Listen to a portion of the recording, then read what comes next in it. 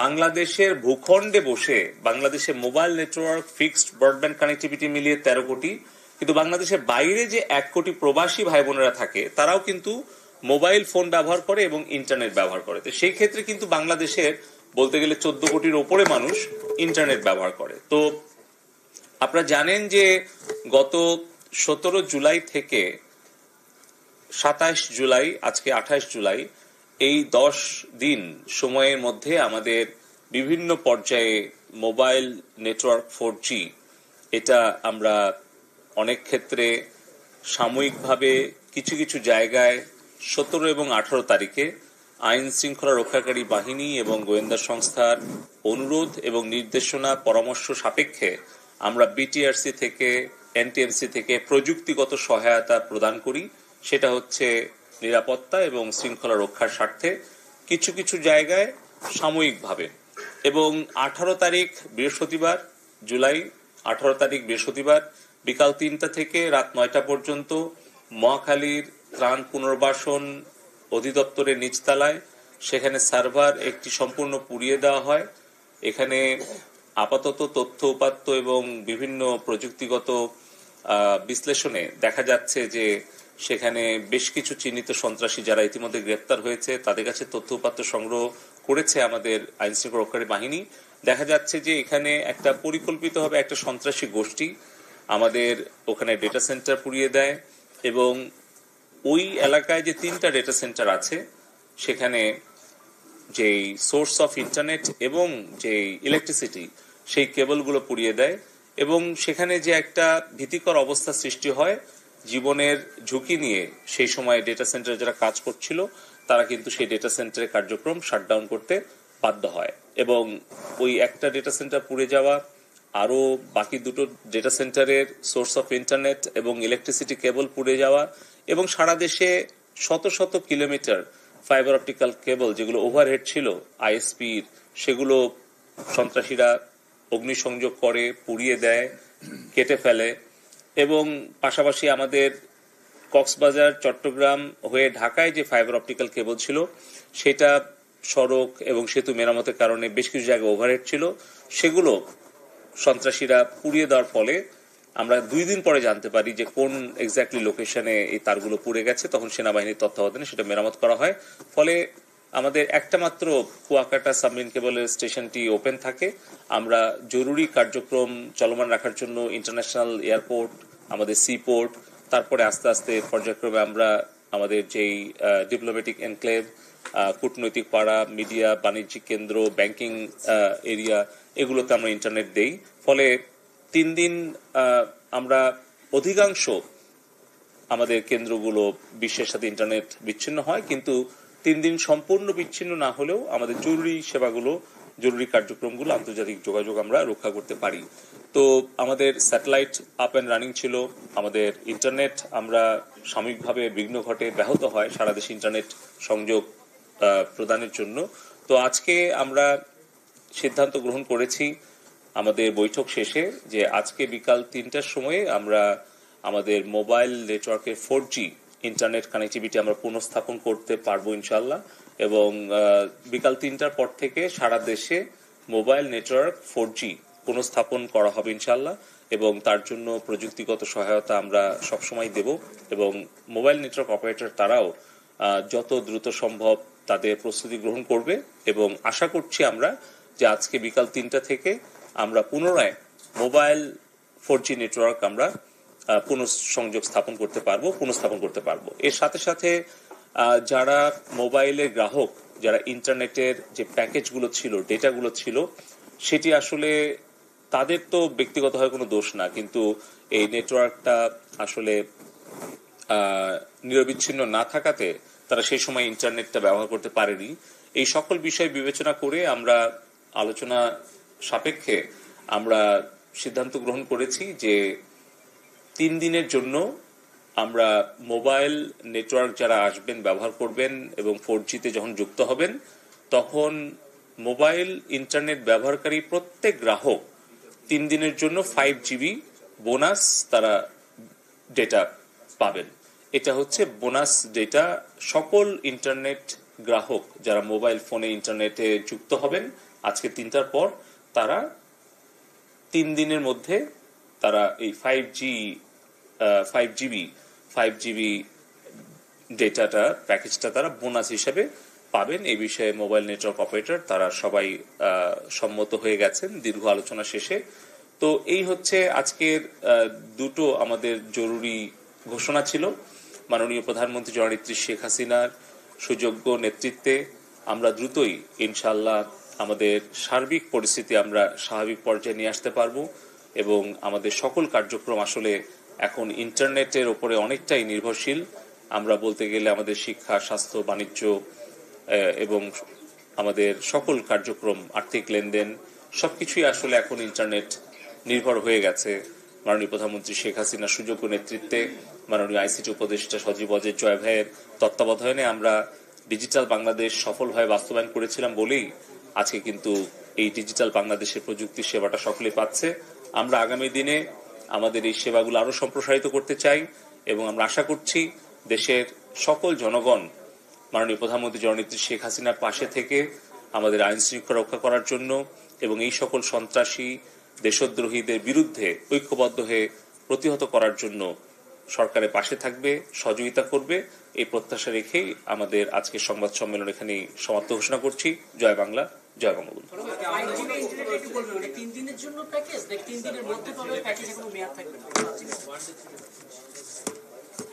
এটা আমরা বোনাস দিচ্ছি 3 দিনের জন্য 5GB। আজকে 3টা থেকে যারা ইন্টারনেটে যুক্ত হবেন আজকে থেকে এটা শুরু হবে আর কি। মাননীয় মন্ত্রী, আপনি তো বললেন 10 দিনের একটা সমস্যা ছিল, এই যে তাহলে 3 দিন পাবে, মানে 7 দিন পাচ্ছে। কারণটা হচ্ছে এখানে আমরা বিশ্লেষণ করে দেখলাম যে আমাদের মোবাইল ব্রডব্যান্ড যারা ব্যবহারকারী আছে তাদের মধ্যে অধিকাংশ প্যাকেজ ছিল হচ্ছে 7 দিন আর খুব কম প্যাকেজ হচ্ছে 30 দিন। তো আমরা মাননীয় আইসিটি উপদেষ্টা মহোদয়ের কাছে এই 2 সপ্তাহ আগে আমরা একটা বৈঠক করি, সেখানে তুলে ধরেছিলাম। তো এখন বর্তমানে আমরা যেই প্যাকেজগুলো ছিল সেগুলোকে যদি আমরা আবার ফিরিয়ে দিতে যাইতাম তাহলে কিন্তু আরো 2-3 দিন লাগতো, মানে পুরো টেকনোলজি সবগুলো মোবাইল নেটওয়ার্ক অপারেটরদের রেডি না। সো এই জটিল অবস্থাটা পরিহার করার জন্য আমাদের গ্রাহকদের উপকারের কথা চিন্তা করেই আমরা তাদেরকে আসলে আমরা এই সিদ্ধান্তটা দিয়েছি, যাতে আমরা ইন্টারনেটটা আমাদের গ্রাহকরা ইন্টারনেটে মোবাইল 4G-তে যুক্ত হওয়ার সাথে সাথেই তারা যাতে এই 5GB বোনাসটা তারা 3 দিন ব্যবহার করতে পারে। আমি আসলেই দুঃখিত এবং ক্ষমা প্রার্থী আমাদের যারা মোবাইল নেটওয়ার্ক গ্রাহক আছেন, যারা ইন্টারনেট মোবাইল 4G-র মাধ্যমে ব্যবহার করতেন, এই যে বিগত সময়ে তাদের যে কষ্ট পেতে হয়েছে বা একটা সাময়িক সমস্যার মধ্যে পড়তে হয়েছে। তো আমি বলবো যে আসলে দেশের সামগ্রিক আইন শৃঙ্খলা এবং নাগরিকদের যান এবং মালের নিরাপত্তার জন্য, সম্পদের নিরাপত্তার জন্য আমাদেরকে কিন্তু বিভিন্ন সময়ে বিভিন্ন ধরেন এই যে এখন কারফিউ অবস্থা চলছে, আমাদের আইন শৃঙ্খলা রক্ষাকারী বাহিনী তারা যে একটা সুশৃঙ্খল অবস্থা ফিরিয়ে আনার জন্য কাজ করছে, আমি তার জন্য আমাদের mobile network operator, mobile financial wallet user এবং সার্ভিস প্রোভাইডার, আইন শৃঙ্খলা রক্ষাকারী বাহিনী, গোয়েন্দা সংস্থা এবং অবশ্যই দেশবাসীর প্রতি ধন্যবাদ জানাই। বিশেষ করে আমাদের যারা মূলধারার গণমাধ্যম সাংবাদিক বন্ধুগণ আছেন তাদেরকে ধন্যবাদ জানাই যে আপনারা সহযোগিতা করেছেন বলেই কিন্তু এত দ্রুত সময়ের মধ্যে মাননীয় প্রধানমন্ত্রী জননেত্রী শেখ হাসিনা দেশের পরিস্থিতি আবার স্বাভাবিক অবস্থায় ফিরিয়ে আনতে পেরেছেন। তো আমরা আশা করব যে কারো কোনো ষড়যন্ত্রে বা কোনো গুজবে আপনারা বিভ্রান্ত হবেন না, কোনো ষড়যন্ত্রের ফাঁদে আপনারা পা দিবেন না। আমাদের সাধারণ ছাত্রছাত্রী, আমাদের সন্তানেরা, অভিভাবক, শিক্ষক এবং সকল শ্রেণী পেশা সকলে মিলে আমরা বাংলাদেশকে একটি শান্তিপূর্ণ, বঙ্গবন্ধুর বৈষম্য মুক্ত, সোনার বাংলার আধুনিক রূপ জননেত্রী শেখ হাসিনা স্মার্ট বাংলাদেশে পরিণত করব এবং সবারই সহযোগিতা কামনা করছি। এমএফএস গুলো উপস্থিত ছিল, এমএফএস দের সাথে আপনাদের পার্টিকুলারলি কোনো বিষয়ে আলাপ হয়েছে কিনা? কারণ রেমিটেন্স নিয়ে একটা কথা হচ্ছে, সোশ্যাল মিডিয়াতেও করতেছে, আপনিও জানেন। এমএফএস দের নিয়ে রেমিটেন্স ইস্যুতে কোনো কথা হয়েছে কিনা? এইটা একটা। আরেকটা বিষয়, মোবাইল অপারেটর থাকলে ভালো হতো এই সিচুয়েশনে, যখন ইন্টারনেট ছিল না, অনেক অপারেটরদের বিরুদ্ধে স্বাভাবিক সময়ের থেকে অতিরিক্ত মূল্যে মিনিটের জন্য চার্জ করার একটা অভিযোগ পাওয়া গেছে। আপনাদের আলোচনায় এই ধরনের কোনো বিষয় উঠছিল কিনা? আজকের আলোচনার মূলত একটা বিষয় ছিল যে কত দ্রুত মোবাইলের 4G নেটওয়ার্কটা আমরা পুনঃস্থাপন করতে পারি, সেই সিদ্ধান্ত আমরা গ্রহণ করেছি। আরেকটা ইস্যু ছিল যে আমাদের মোবাইলের যারা গ্রাহক আছে তাদেরকে এই ক্ষতিটা কতটুকু আমরা পূরণ করতে পারি। তো আজকে বৈঠকের যে দুটি উদ্দেশ্য সেটি পূরণ হয়েছে।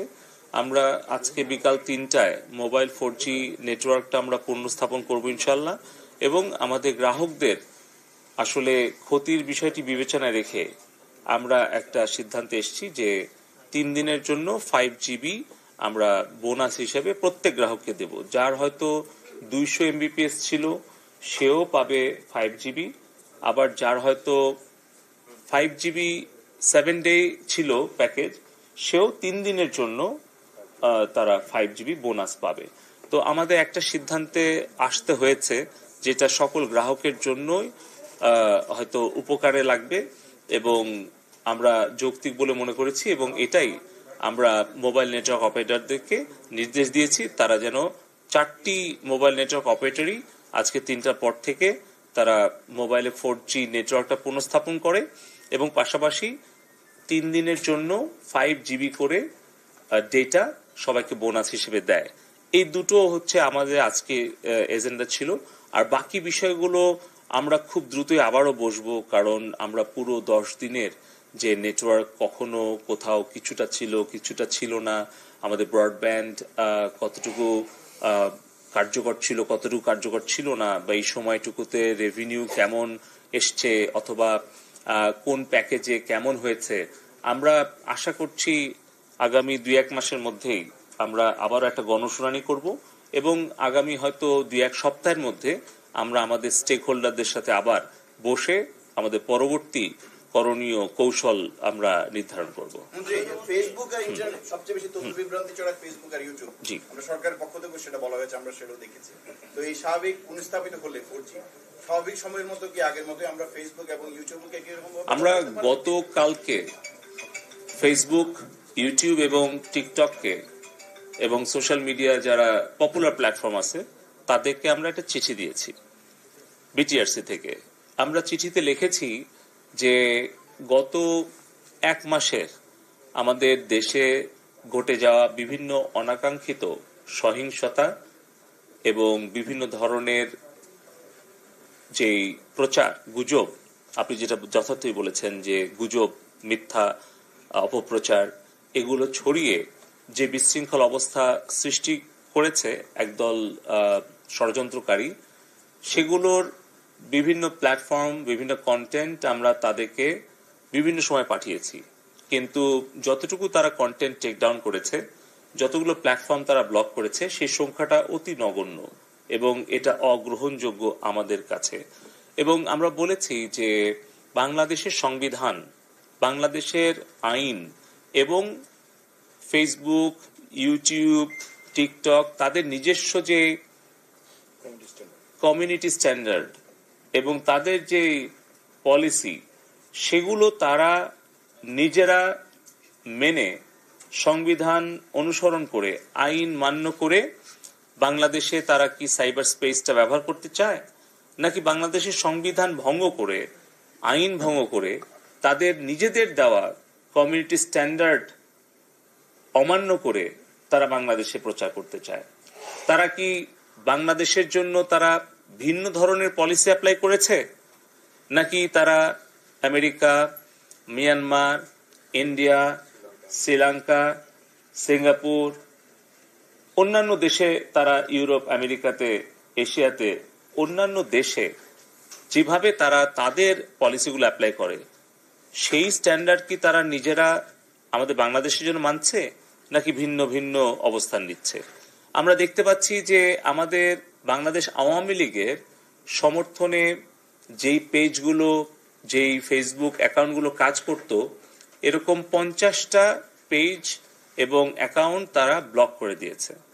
কিন্তু একই ধরনের কাজ বিএনপির ভেরিফাইড পেজ থেকে কিংবা বিএনপির যে সাজাপ্রাপ্ত সন্ত্রাসী তারেক জিয়া বিদেশ থেকে ইউটিউবে বা ফেসবুক লাইভে এসে যে সকল বক্তব্য দিচ্ছে সেগুলো কেন ব্লক করা হচ্ছে না, সেই কন্টেন্টগুলো কেন টেক ডাউন করা হচ্ছে না, কিংবা যেগুলো চিলড্রেন অ্যাবিউজ কিংবা আপনার আমাদের নারীদের প্রতি যে আক্রমণ অথবা অগ্নিসংযোগ অথবা যে ধরনের সন্ত্রাস এবং হত্যাকাণ্ড আমাদের এই গত কিছুদিনে হলো প্রচারণা গুজবের কারণে, সেগুলোর ব্যাপারে তারা কোনো ধরনের দায়িত্বশীল কোনো প্রতিক্রিয়া দেখায়নি বা কোনো ধরনের ভূমিকা রাখেনি।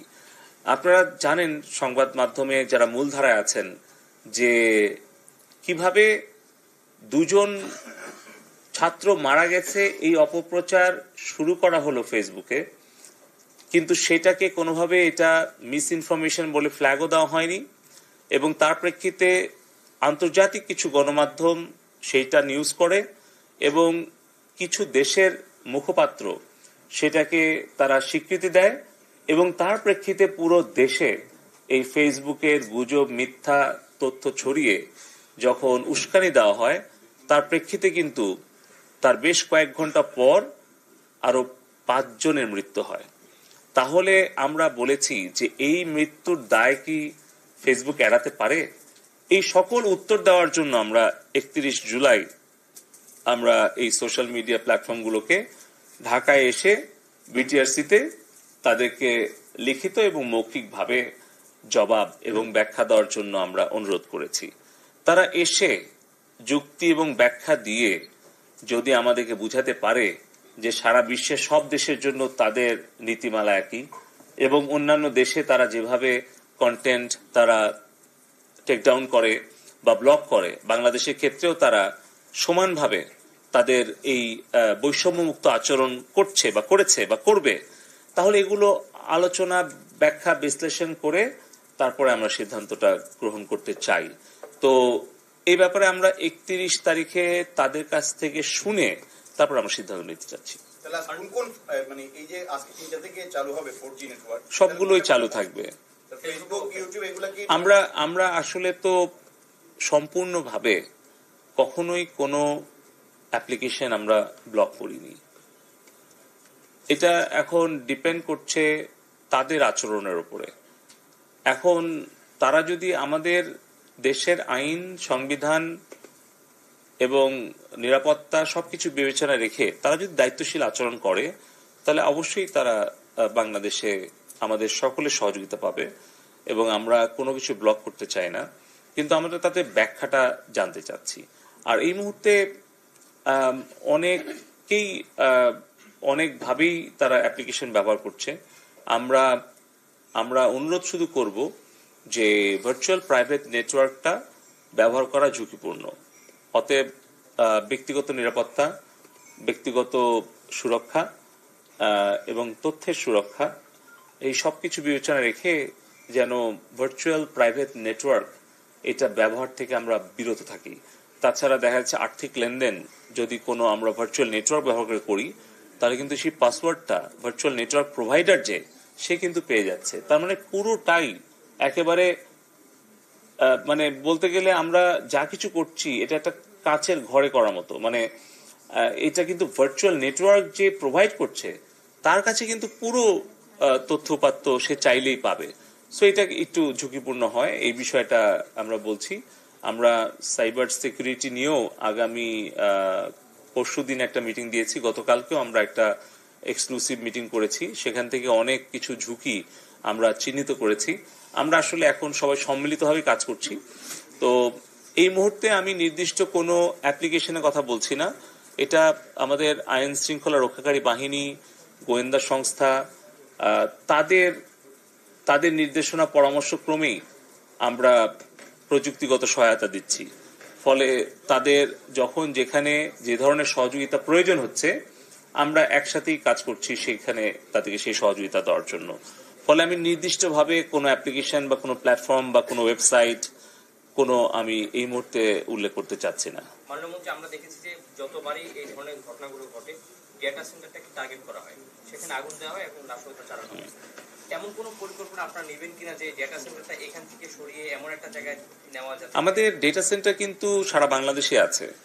কালিয়াকৈরে আছে, বঙ্গবন্ধু হাইটেক সিটিতে আছে, যশোরে আছে, শেখ হাসিনা সফটওয়্যার টেকনোলজি পার্কে আছে, মহাখালীতে আছে, নারায়ণগঞ্জে আছে, চট্টগ্রামে আছে, বলতে গেলে বিভাগীয় শহর, জেলা শহর সব জায়গায় আছে। তবে এখন আপনি বলেন যে যদি একটা সন্ত্রাসী গোষ্ঠী একটা রাজনৈতিক দলের নাম নিয়ে সাধারণ ছাত্রছাত্রীদের শান্তিপূর্ণ একটা যৌক্তিক আন্দোলনকে জিম্মি করে, পুঁজি করে রাষ্ট্রের সম্পদের ক্ষতি করে এবং আমাদের তরুণ ছাত্রছাত্রীদের হৃদয়ে ক্ষত সৃষ্টি করে পরিকল্পিতভাবে, তাহলে তো এটা অবশ্যই আমাদের সম্মিলিতভাবে প্রতিহত করতে হবে। কারণ আমাদের ডেটা সেন্টার বলেন, মেট্রো রেল বলেন, এলিভেটেড এক্সপ্রেসওয়ে বলেন, আমাদের সরকারের যানবাহন বলেন, ডাক বিভাগের কোনো একটা সম্পদ বলেন, এটা সবই তো জনগণের সম্পদ।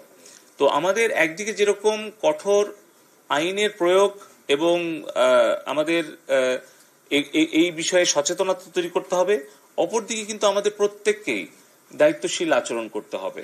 তো আমরা সকলেই একটাই অনুরোধ করি যে আমাদের দেশের জনগণ যাতে এই কতিপয় সংখ্যায় অল্প কিন্তু কিছু দুষ্কৃতিকারী, দুর্বৃত্ত এবং সন্ত্রাসীদেরকে প্রতিহত করার জন্য ঐক্যবদ্ধ থাকে, তাদের মিথ্যা কোনো অপপ্রচারে বিভ্রান্ত না হয়, গুজবে কান না দেয় এবং ইন্টারনেটে যাই দেখছে, যাই শুনছে সেটা সত্য মিথ্যা যাচাই না করে যেন এটা বিশ্বাস না করে, শেয়ার না করে। কারণ আজকে আমরা মোবাইল 4G নেটওয়ার্ক আমরা ওপেন করে দিচ্ছি, ফলে অবাধ তথ্য প্রবাহ যখন হবে তখন কিন্তু এর সাথে সাথে কিছু মিথ্যা গুজবও ছড়ানোর চেষ্টা করবে দেশ এবং বিদেশ থেকে। তো আমি আমাদের গণমাধ্যমের সাংবাদিক ভাই বোনদের মাধ্যমে আমি সকল ইন্টারনেট ব্যবহারকারী দেশের সকল জনগণকে অনুরোধ করতে চাই যে আপনারা সত্য মিথ্যা যাচাই আগে, ইন্টারনেটে শেয়ার পরে, এই নীতিতে আমরা সকলে যদি চলি এবং যাই কিছু আমরা দেখি না কেন, যাই কিছু আমরা ইন্টারনেটে আমরা শুনি না কেন, সেটা যেন আমরা যাচাই বাছাই না করে আমরা যেন গুজবে কান না দিই। ধন্যবাদ। মাননীয় মন্ত্রী, যে প্রশ্নটা করা হচ্ছিল যে ফেসবুক, ইউটিউব বা টুইটার এগুলো চলবে কিনা, মানে নাগরিকরা ব্যবহার, আমি বলেছি যে স্পেসিফিক ভাবে কোনো অ্যাপ্লিকেশনের নাম উল্লেখ করতে পারছি না, হাজার হাজার লক্ষ লক্ষ অ্যাপ্লিকেশন আছে। তো আমরা আইন শৃঙ্খলা রক্ষাকারী বাহিনী, গোয়েন্দা সংস্থার অনুরোধ ক্রমে যখন যেখানে যে প্রযুক্তিগত সহায়তা প্রয়োজন হবে এটা আমরা প্রদান করব। এটা আমি আসলে পাবলিকলি বা প্রেসে আমি এটা আসলে প্রকাশ করতে পারি না। আমি এটা বলেছি কালকেও যে আমাদের এমার্জেন্সি এবং এসেনশিয়াল অনেকগুলো পাবলিক কি ইনফ্রাস্ট্রাকচার যেগুলো আছে, পিকেআই এবং আমাদের যেগুলো জরুরি সেবা, সেখানে আমরা ইন্টারনেট কিন্তু সবসময় চলমান রেখেছি, কখনো ইন্টারনেট শাটডাউন হয়নি। এই ইউকেতে হাউস অফ কমন্সে যে 3 জন মেম্বার পার্লামেন্ট যারা এটার ব্যাপারে সমালোচনা করেছেন তাদেরকে আমরা লিখিত জবাব আমাদের হাই কমিশনের মাধ্যমে, ফরেন মিনিস্ট্রির মাধ্যমে পাঠিয়েছি। আমরা কোনো সময়ে সম্পূর্ণ বিচ্ছিন্ন হইনি বিশ্ব থেকে, এবং এই কারণে আমি বলছি আমাদের গুরুত্বপূর্ণ কিছু তথ্য অবকাঠামো এবং তথ্য পরিকাঠামোতে আমরা ইন্টারনেট যুক্ত রেখেছিলাম। ফলে আমাদের সরকারের পক্ষ থেকে সঠিক তথ্যটা আমরা যেন সোশ্যাল মিডিয়াতে দেই, দেশে এবং বিদেশে যারা গুজব এবং অপপ্রচার ছড়াচ্ছে তাদেরকে আমাদের ব্যাখ্যাটা দেওয়া, যাতে করে তারা আমাদের সরকারের সঠিক তথ্যটা জানতে পারে। সেই জন্য আমার সোশ্যাল মিডিয়া প্রত্যেকটাই আমি অ্যাক্টিভ রেখেছি এবং আমি অ্যাক্টিভ থাকার চেষ্টা করছি যাতে আপনারা, সংবাদ মাধ্যম এবং দেশের জনগণ, দেশে এবং প্রবাসে, তারা যেন সঠিক তথ্যটা পায়। আন্তর্জাতিকভাবে বলা হচ্ছে যে বাংলাদেশ 5 দিন 12 ঘন্টা ইন্টারনেট বিচ্ছিন্ন ছিল সরকারের নির্দেশ। এটা মিথ্যা। বাংলাদেশ বিশ্ব থেকে সম্পূর্ণ বিচ্ছিন্ন থাকেনি, এক মুহূর্তের জন্যও না। এটা হচ্ছে প্রথম আমার পক্ষ থেকে অফিসিয়ালি এক্সপ্লেনেশন। সেকেন্ড হচ্ছে, আমরা যদি স্ট্যাটিস্টার, আপনারা যদি এখনই যান গুগলে, দেখবেন যে সারা বিশ্বের সর্বোচ্চ সময় ধরে ইন্টারনেট বন্ধ করে রাখার তালিকায় টপ 10-এ বাংলাদেশ নাই। আপনি এখন যান, সার্চ করেন স্ট্যাটিস্টার, আপনি ওয়েবসাইটে যান, বিশ্বে 200টা দেশের মধ্যে সবচেয়ে বেশি সময় ধরে ইন্টারনেট বন্ধ রাখার যে পরিসংখ্যানটা আছে সেখানে টপ 10-এ কিন্তু বাংলাদেশ নাই। আমি কোনো নাম উল্লেখ করব না কোনো দেশের, আপনারা নিজেরা সার্চ করে দেখেন, ইন্টারনেট সম্পূর্ণ বন্ধ রাখার তালিকায় টপ 10-এও বাংলাদেশ নাই।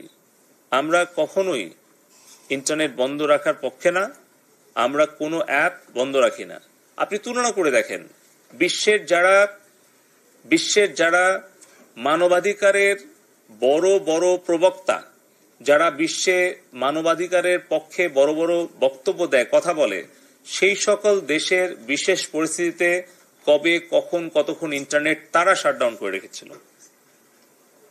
আপনারা দেখেন তাদের দেশে যে ধরনের কন্টেন্টগুলোকে তারা তাদের সাইবার স্পেসে ব্যবহার করতে দেয় না, আর আমাদের তুলনা করলে তাদের কি সেটা বলার নৈতিক অধিকার আছে? আমেরিকা, ইউরোপ, এশিয়ার যেই সকল দেশগুলো বাংলাদেশের বর্তমান পরিস্থিতি নিয়ে সমালোচনা করছে কিন্তু নিজেরা নিজেদের বিষয়টা উপলব্ধি করছে না, আমি মনে করি যে তাহলে তাদের নিশ্চয়ই উদ্দেশ্যটা পরিষ্কার নয়। কারণ যেই দোষে তারা দোষী, যেই অপরাধে তারা অপরাধী, তারা নিজের দোষ নিজের অপরাধটা বিবেচনায় নিয়ে অন্যকে যদি শাসন করতে আসে বা উপদেশ পরামর্শ দিতে আসে, তাহলে নিশ্চয়ই আমরা প্রশ্ন করব যে তারা নিজেদের উদ্দেশ্যটা হয়তো পরিষ্কার না।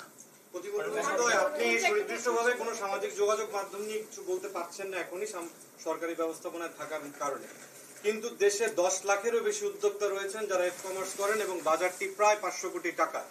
এই যে ক্ষতিটি গত 10 দিন হয়ে গেল এবং এখনো সুনির্দিষ্ট কোনো তথ্য তারা আসলে পাবেন না, তাদের বিষয়ে আসলে আপনার বার্তাটা কি থাকবে যদি স্পেসিফিক কিছু বলতে চান? আমাদের বার্তা হচ্ছে যে আমরা সবসময় বলেছি যে আমাদের যারা ডিজিটাল কমার্স এন্টারপ্রেনার তারা নিজেদেরকে কমার্স এন্টারপ্রেনার হিসেবে যেন প্রতিষ্ঠিত না করে, এটা ঝুঁকিপূর্ণ। তারা কমার্স না হোক, টুইটার কমার্স না হোক, এক্স কমার্স না হোক, ইনস্টাগ্রাম কমার্স না হোক, তারা নিজেদেরকে ডিজিটাল কমার্স এন্টারপ্রেনার তৈরি করুক, নিজস্ব ডোমেইন, নিজস্ব ওয়েবসাইট অবশ্যই তারা গ্রহণ করুক, যাতে তাদের বিজনেস কন্টিনিউটি সবসময় থাকে, দেশে বিদেশে তাদের বিজনেসটা এক্সপ্যান্ড করতে পারে। এর আগেও কিন্তু বহুবার আমরা এই সচেতনতার বার্তাটা দিয়েছি। আর দ্বিতীয় কথা থাকবে যে আমাদের এই ধরনের যারা মাল্টিন্যাশনাল মানে ডিপ টেক কোম্পানি, তাদের নিজেদেরও কিছু সোশ্যাল অব্লিগেশন আছে, তাদেরও নিজেদেরও কিছু সামাজিক দায়বদ্ধতা আছে। সেই জায়গা থেকেও তাদের আসলে দায়িত্বশীল আচরণ এবং তাদের আমরা অবদান দেখতে চাই সামাজিক, বাণিজ্যিক সব দিকেই। সর্বশেষ প্রশ্ন, ভিপিএন ব্যবহার করা, এটা আপনি বলছিলেন ঝুঁকিপূর্ণ, এটা আইনগতভাবে এটার বিধানটা কি? এই মুহূর্তে আমরা তো বলছি যে কোনো অ্যাপ্লিকেশনটাকে আমরা ব্লক করতে চাই না, তো ভিপিএন তো একটা অ্যাপ, তাই না? তো আমরা তো বাংলাদেশ বিশ্বের অন্যতম প্রযুক্তিগতভাবে উদার দেশ। আমি আবারও বলছি, বাংলাদেশ বিশ্বের অন্যতম প্রযুক্তিগতভাবে উদার দেশ। আমরা আমাদের আইন, নীতিমালা সবকিছু যদি আপনি পর্যালোচনা করেন, তাহলে আপনি ইউরোপ, আমেরিকার যারা টপ 10 টেকনোলজি লিডার্স, তারা যে কতটা কনজারভেটিভ সেটা তাদের গত 10 বছরের সিদ্ধান্তেই আপনারা পাবেন। কিন্তু বাংলাদেশ কিন্তু সবসময় মাননীয় প্রধানমন্ত্রী জননেত্রী শেখ হাসিনা উদারতা দেখিয়েছেন এবং এখনো আমরা উদার নীতিটাই অনুসরণ করছি। ফলে আমরা সচেতন করছি সবাইকে যে এটা খারাপ, এটা ভালো, এটা মিথ্যা গুজব, এটা সত্য। এই অ্যাপগুলো ব্যবহার করা ঝুঁকিপূর্ণ, এগুলা অপেক্ষাকৃত নিরাপদ। এখন বাকিটা কিন্তু সেই গ্রাহক বা নাগরিকের দায়িত্ব। প্রশ্ন করতে চাচ্ছিলাম, 2018 সাল থেকে আমরা 18 সালে শুনেছি যে গুজব নিয়ন্ত্রণ কমিটি করা হয়েছিল, এরপরে গুজব নিয়ন্ত্রণের সেলের কথাও শুনেছি। এরকম গুজব নিয়ন্ত্রণ কোনো কমিটি বা সেল ডাক, টেলিযোগাযোগ বা আইসিটি মন্ত্রণালয় নেই। আমরা আরেকটা গুজব দেখছি যে আইসিটি প্রতিমন্ত্রীর নেতৃত্বে 6 লাখ সাইবার যোদ্ধা তৈরি করার জন্য শত কোটি টাকার প্রজেক্ট নেওয়া হয়েছে, লুটপাট হয়েছে। এগুলো রাজনৈতিক প্রতিহিংসা এবং অপপ্রচারকারীদের ষড়যন্ত্র ছাড়া অন্য কিছুই না। এরকম কোনো অস্তিত্বও নাই। এরকম ডাক, টেলিযোগাযোগ এবং তথ্য প্রযুক্তি মন্ত্রণালয়ের আওতায় কোনো গুজব প্রতিরোধ কমিটি নাই, কোনো সেল নাই, এ ধরনের কোনো প্রকল্প নাই, বা আমাদের এরকম কোনো ঘোষিত 6 লক্ষ সাইবার যোদ্ধাও নাই। এটার ব্যাপারে আমি ব্যক্তিগতভাবে এবং আমাদের মন্ত্রণালয় এই ব্যাপারে অবহিত নই, এবং এটা আমি আবারও দায়িত্ব নিয়ে বলছি, এ ধরনের কোনো অস্তিত্ব নেই। কিন্তু গুজব নিয়ে যেহেতু এত কিছু হচ্ছে, ইন্টারনেটে শাটডাউন করা হচ্ছে, আমাদের আর্থিক এত ক্ষতি হচ্ছে, সেক্ষেত্রে আপনাদের এটার বিষয়ে কোনো উদ্যোগ নেওয়ার পরিকল্পনা আছে? আমাদের পরিকল্পনা আছে। ইন্টারনেট যেটা আছে, ইন্টারনেট সেটা চালু রাখার বিষয়ে ইন্টারনেট চালুই আছে, ইন্ট্রানেট চালু আছে। আমাদের 18,000 সরকারি দপ্তর ইন্ট্রানেটে সিঙ্গেল নেটওয়ার্কে সংযুক্ত। আমাদের 64টা জেলা প্রাইম মিনিস্টারের দপ্তরের সাথে ইন্ট্রানেটে যুক্ত, এবং আমাদের ব্যাংকিং সেক্টর যেগুলো এসেনশিয়াল সেগুলো ইন্ট্রানেটে যুক্ত। আর বাকি আমি সামরিক বাহিনী বা গোয়েন্দা সংস্থা বা আইন শৃঙ্খলা রক্ষাকারী বাহিনীর ব্যাপারে আমি জানি না, জানলেও এটা পাবলিকলি বলবো না।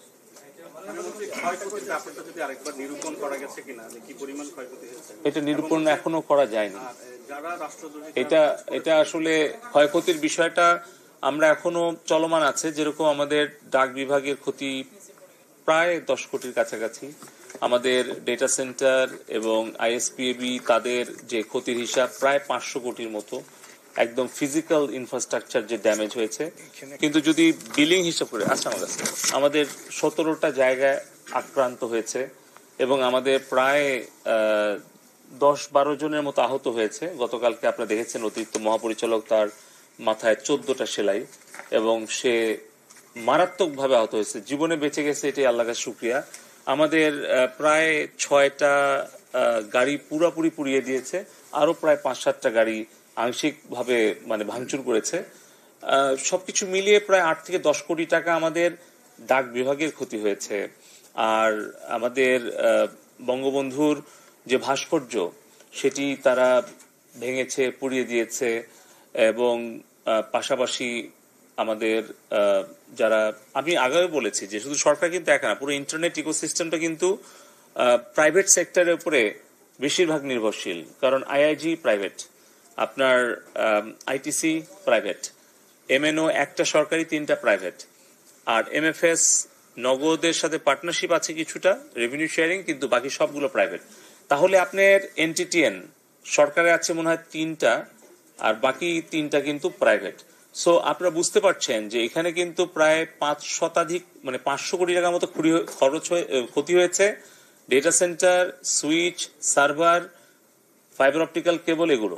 আর প্রায় 1000 কোটি টাকার মতো বিলিং কিন্তু তারা এখনো করতে পারে নাই। ফলে এখানে আমি বলতে পারি যে মোটামুটি সরকারি বেসরকারি মিলিয়ে আমাদের ডাক, টেলিযোগাযোগ এবং আইসিটি সেক্টরের প্রায় 1000 কোটি টাকার উপরেই ক্ষতি হয়ে গেছে।